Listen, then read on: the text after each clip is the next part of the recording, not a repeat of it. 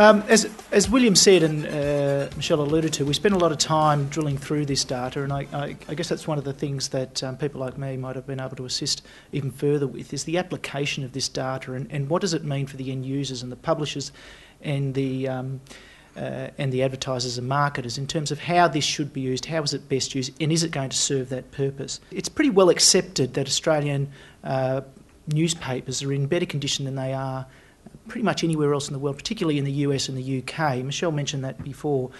But in real terms, yes, there has been some decline, and in actual fact, when I look at the data, which I can do freely now that I'm working at Roy Morgan, you find that people who have read any newspaper in the last 7 days, in net numbers, actually hasn't decreased in 5 years. But if we look at metropolitan papers, and major regional dailies, yes, we've seen a decrease of about 6%, but that doesn't tell the full story. There are a lot of very valuable segments where newspapers have actually minimised the decline, but probably more importantly, there are some where they've actually increased in net numbers reading newspapers. And this is very important when we set up the argument about why sectional readership is so important to the market today, to marketers and to publishers. One of those groups are affluent 50-plus women. Now, put this in because it's a growing market in Australia, and this is a growing disposable income. And probably most importantly is that over the last 5 years, the numbers of these people reading newspapers has actually increased by 12%. In actual fact, they've increased reading in magazines as well, by 6%, but that's not to say they're not adopting new media as well. 83% said they've done some sort of activity online most recently. They love the ABC, 77% of them. Doesn't help a lot of the people in here, but Channel 9 I think is their highest preferred commercial station. They're more likely to have picked up on pay TV, and as I said, in magazines overall they've increased, and this is over the last sort of 5 years. So what you've got there is a strong, valuable sort of segment for the market. Why have they been able to withstand this in a lot of these key segments? Well, in actual fact, publishers in Australia have been quite innovative themselves over the years.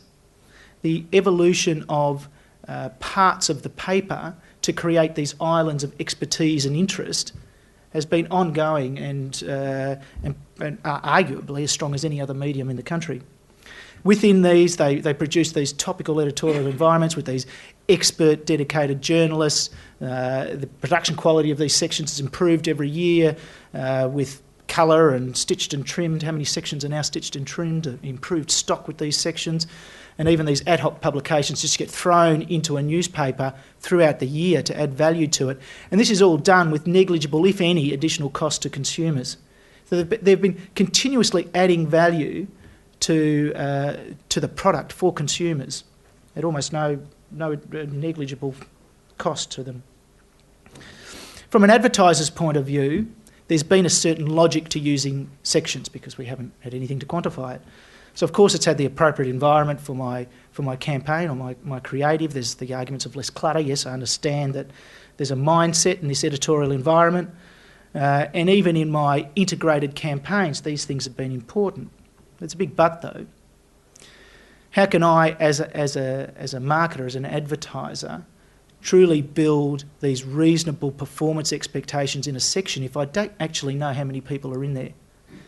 And I suspect, over my experience, that this has been a big reason why advertisers haven't been able to, not just haven't wanted to, haven't been able to use even some of the more prominent sections within newspapers. Today the game changes, we think. With the addition of newspaper section reading, newspaper readers are the most deeply understood audience of any main media.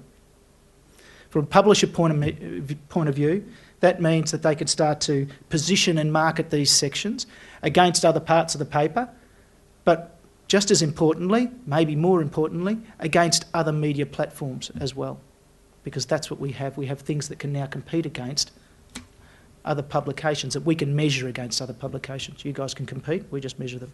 And from a client's point of view, we expect that this will give them the courage and confidence to start building campaigns from sections as well. So following this, what I want to demonstrate here with just briefly is the greater understanding that we get from this data about how papers are actually being read, how this describes the profiles of all these different sections, how target markets actually act within newspapers and how we can use that, and the pitching benefits from a publisher point of view. What does this mean about how we position our sections against other media to be involved?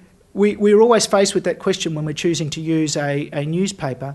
Is it EGN or is it the environment and the mindset that's most important and will govern where I put those ads within a paper? Well, now we know what the newspaper overall is delivering from that market, 14% of the market, but now we also know that the business section is 42% more likely to carry these business travellers than the EGN. And I wonder whether that would actually govern where an ad is going to be placed or where your campaign is going to be targeted when the environment and the mindset is most important. Now, targeting the right consumers in a particular environment to enhance that communication strategy is something that's been a bit of a leap of faith up until now for the reasons that we've mentioned before. I take an example of cars and the type of target market that we're after, and I use this purely in the hypothetical for the purposes of today. They're targeting the weekend getaway person, the person who likes getting away to the food regions, taking that family picnic, getting out in the family, this active family life. Invariably, they're an SUV or a wagon being launched. Now, it's no genius to select the food sections. They often cover food regions, heading out to food regions. So they're fairly obvious, but who would have known up until now that the travel section in the Sunday Mail in Queensland is actually the third highest read section within that paper, 654,000 readers. We didn't know that before. We couldn't quantify that before. Even up against Eating and Drinking Monday to Friday in the same paper, just because they're the more dominant papers for food and travel, we find that even from a profile point of view, even from an indexing point of view, these papers are quite comparable. Obviously food, thankfully, skews more to the food section, but that combination of travel and food works really well in travel from where these people are being indexed. So in these terms, I wonder whether travel would form a place in that campaign. Now, after 20 years in media, from my experience, hope to stand corrected, I don't think I've ever seen an automotive campaign use the travel section of any newspaper before. Having said that, why stop at that? If that was our target market, we could look at different lifestyle sections within the paper. We could look at arts and music. This is more than one music, sorry. Arts and music, or health and well-being. In this case, travel is the number one. But just for the purposes of the example, we can look right across all the different, to try and unveil these little nuggets that might be in there. So what of where the sections are said to be competitive and the environment's really important? Let's take a look at the main grocery buyer being our target. We look at the Herald Sun, which for grocery buyers you would think was the number one. The Age on Saturday for eating and drinking as well. So we're looking at that Saturday market just as an example. Reach, pretty much the same. Index, quite similar across these paper. So how are they set apart? Well, the Herald Sun would argue that the people reading this section are actually more engaged with the editorial within that section than the competitor. Now, these examples, thankfully, are across all sections for all papers, and you'll find these arguments with all papers. So let me take it to another extreme, the other extreme, just to demonstrate that does size of audience matter? Is it the be-all and end-all? Well, let's take health and well-being in a Sunday. It's pretty much where that editorial belongs. And a pretty specific target market of women 35 to 49. Telegraph in Sydney is the dominant paper.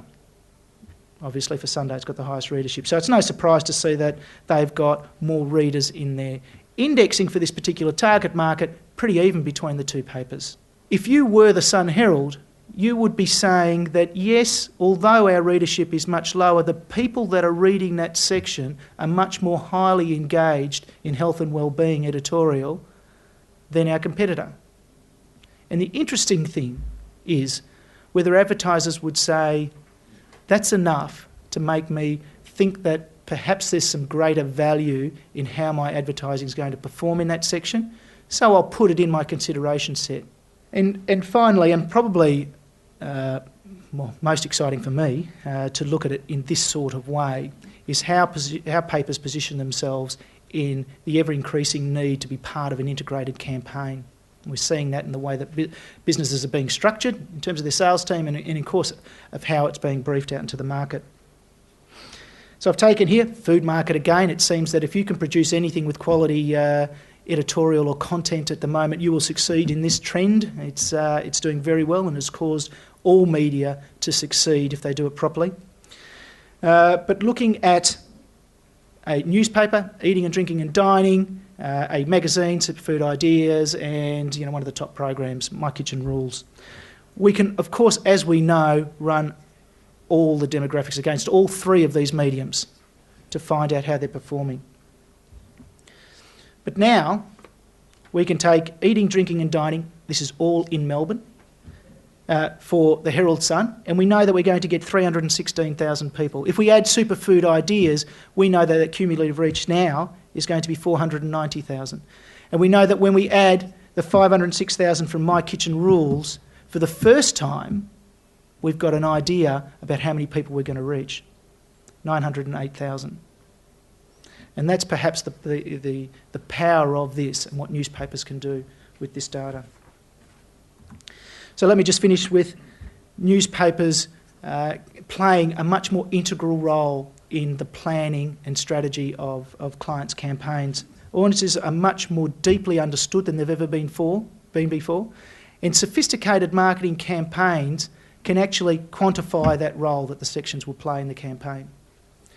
That critical role is going to be really important in these integrated campaigns, what their contribution is. And the marketers can actually tactically involve newspapers. And we're saying that even from the foundation point, from beginning these campaigns. Publishers can demonstrate the true value of these audiences within the newspaper. And they can build that client confidence in the performance of the campaign. It's been quite important for us to be able to provide something where clients can build a reasonable expectation of what their campaign should do. And I think that's a reasonable reason to sort of avoid lots of different media if they can't be accountable for the audiences that they're going to provide. And that's one of the challenges that online has at the moment. So I hope you all are going to be as enthusiastic as certainly I have and Roy Morgan has been about this data.